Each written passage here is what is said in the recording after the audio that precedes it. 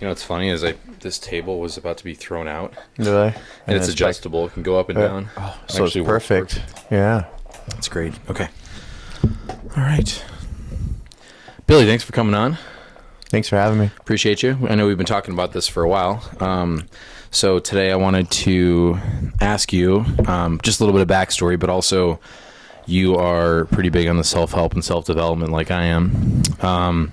So just give me a rundown about that. I know you had a accident last year, November, right? November, yeah. You do BJJ, right? Been doing it for 4 years now. 4 years. Okay, so tell me a little bit about just the emotions and issues you had last year when I think you ruptured your tendon. Yeah. Right? Bicep tendon tear. Okay. Yeah, and so in November I was getting a house ready because I was moving into another one, and I was, ripping out a deck, had my headphones on, kind of doing your own thing. And I think what I did was I overextended it, and I felt this snap, and it just felt like a snake came out and bit me right in the arm. And it hurt so bad, and that was right in the middle of moving, right in between jobs and whatnot. So it was kind of, oh my gosh, what else can happen, at this point. So, it was really hard trying to take a shower, trying to put a bag over it, not knowing what to do. And then I'm at home because everybody's at work. Right. So, especially when somebody hurts themselves and they're at home, they don't know what to do. Now they're bored. They can't go to work or do anything. So I think for like a week and a half, I went to a really dark place. And I know myself. I know that if I get sad, that I need to pull myself out. So, because if you go about a couple more months, then it's like you can't really pull yourself out. I think at least for me. So, after a week and a half, I just started saying, I need to get up. Oh my gosh, I hurt my upper body, right? And you can't work out one arm, so I just did legs. So I did legs 3 times a week. And then with the jiu-jitsu, obviously you can't roll. So I just showed up and I watched. At least if you're there, I think if you get hurt and you still show up and do other things or do other body movements, you could pull yourself out. And then, because you don't want to stay in that dark place, that's what I had to do for me, is just keep showing up. Or I kept calling people, can I clean your house? Or I would clean my house, or I'd just go clean my car, because then it gets you out of your thoughts. You're alone, listen to music or do something, just like kind of distract yourself. You have to distract yourself to get away from like pain. Yeah, I think. And for the audience listening, you've been in the gym for 20 years. Over 20 years. Okay.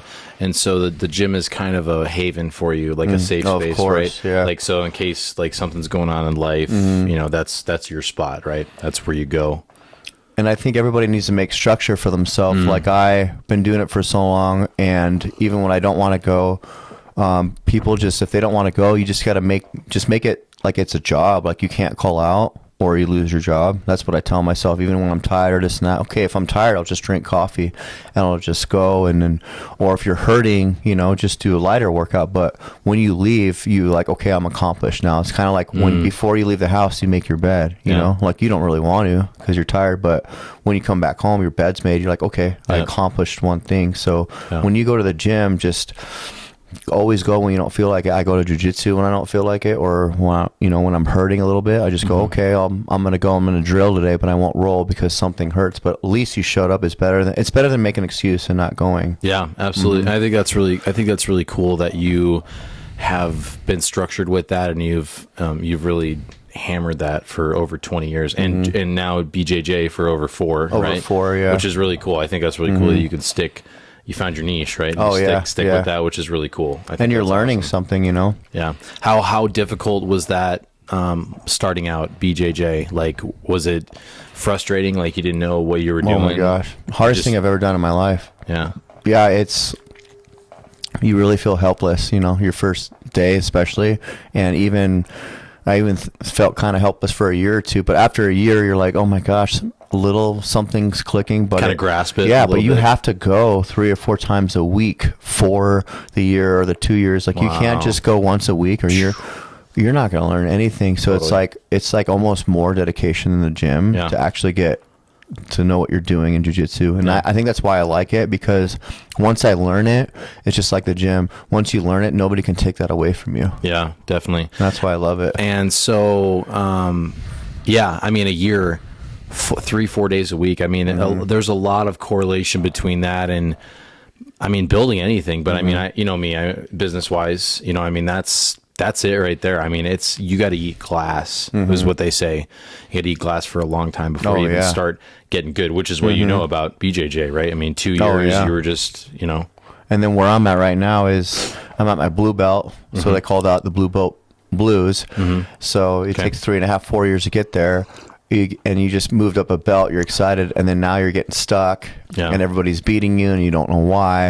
And then you got another 4 or 4.5 years to get to your purple, and then so now you're like you feel like you're getting good, and now you're getting stopped again. So it's just like an up and down, kind of weird relationship. Totally, man. That's and you don't know crazy. where you're at, but I just keep going. I'm like, oh, eventually, if you do something all the time, you'll get better. And then, so you got to have no ego. You go in, and I was beating everybody up, and then now I'm getting beat up. So, but now that's the whole game, and then it's just gonna flip flop. And okay, now you're winning, now you're not. It's just a whole game of losing and winning. And if you can deal with that, you can get through jiu-jitsu. And you've been really good about encouraging the other newer guys, especially buddies that we have. You're like, hey, just keep with it, stick with it. It's gonna suck. Just keep going with it. Yeah, when I sit there and tap out new guys, I'm like, yeah, because how long have I been doing this? 4 years. Right. What's this, your second day? Right. Why would you ever get discouraged? Right. How do you think you're going to beat me? I'm like, I was in the same shoes as you, but you're only going to get better if you show up. Make sure you go 2 to 3 times a week, at least. Like once a week is not going to do anything. It's just such a hard sport, and then it's hard to move up a belt because it's just the longest one out of martial arts to move up in, and it's literally human chess. So you gotta, or like serving, you gotta think of 20 steps for your other one. But if the guy knows what you're doing, then you got to go above him, and it's just back and forth, and it's really a huge learning curve, I think. Let me rewind back to November, when you hurt your arm and stuff like that. Did you feel, again, I'm trying to reiterate just the whole, this is how life is. It's a pendulum. You have bad days. Where were you at? Did a lot of stuff crumble down? You feel bad? You didn't have a lot of people. I mean, you had people, you had me, you had Tyler, a couple people, but we all have our own lives, right? So at the end of the day, it's up to Billy to be like, okay, like you said, a week and a half, you're like, I gotta do it. I gotta get rocking and rolling now. I have a lot of support, with all my friends, but it's like at the end of the day, you're sitting at home by yourself, and Tim's got his business, Tyler's got all my friends are not here to coddle me and hold me, so you have to pull yourself out of your dark place. And then I'm moving 2 houses into one, and I have no arm. So now all that pressure is I can't be a man and move stuff. It's not my fault, but then now my wife has to do all the carry stuff. So it's kind of weird when I'm moving into a house. They're like, oh yeah, I go pick up those towels over there. Because it's all I could pick up, and I just felt like, oh my gosh, I'm not doing my job. And that was hard to get out of my head.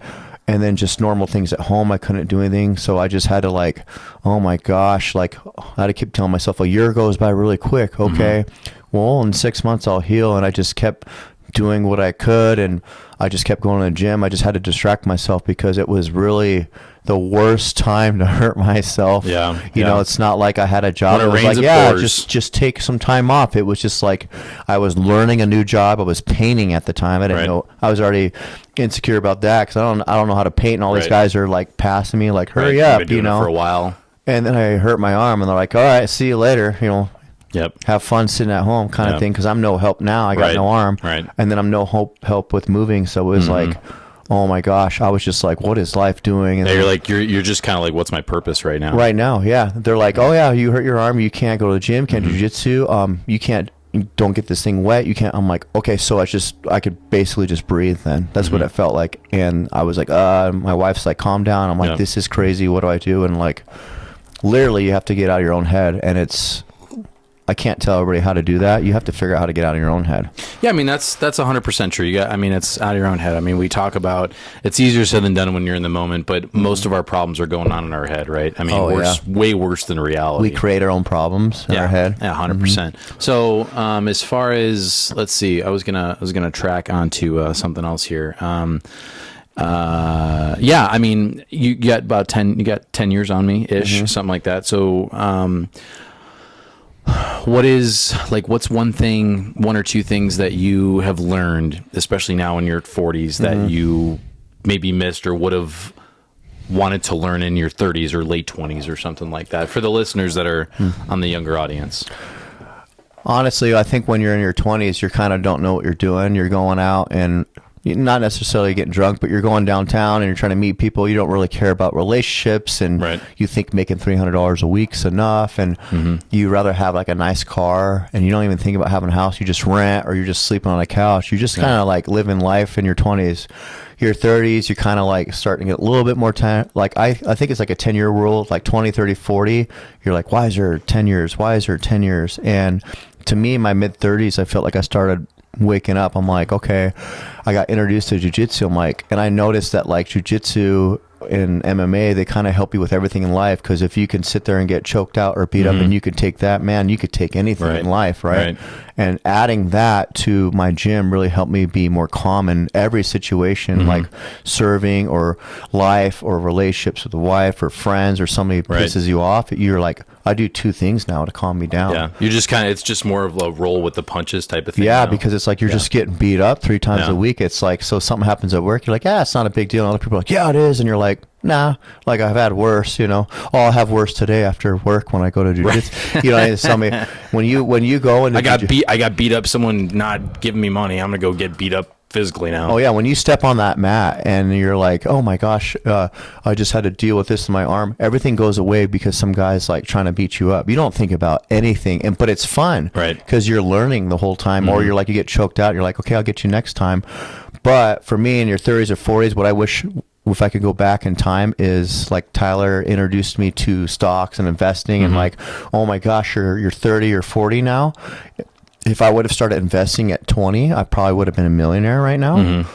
And now it's like you got 20 or 30 grand, you know, because time flies. Like you're 40 now, like, okay, I'm on the go now. But if I would have started, if I knew what investment was, or somebody showed me how to do that, or if I knew, like, don't buy the expensive car, or buy a $4,000 car, gets you work and pay it off and have no debt.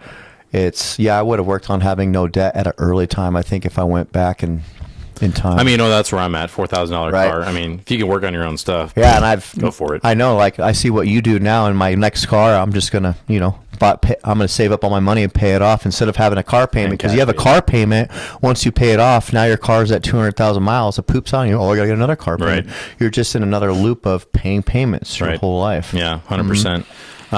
Well, good. I appreciate that.